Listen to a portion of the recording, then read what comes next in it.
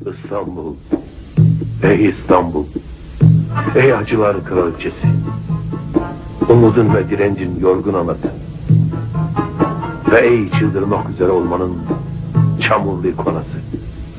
Tırnaklarım kopuyor, görmüyor musun? Bir benliğim kapıları şaşıran her yokuşun başında. Bir benliğim ekmek arasında canını doğrayıp yutan.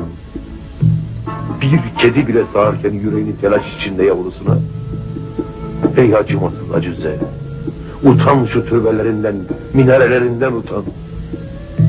İstanbul, ey İstanbul, ey acılar kraliçesi, savaşın ve bozgunların gariban çiçeği ve ey teslimiyete düşmenin bu hazin gerçeği.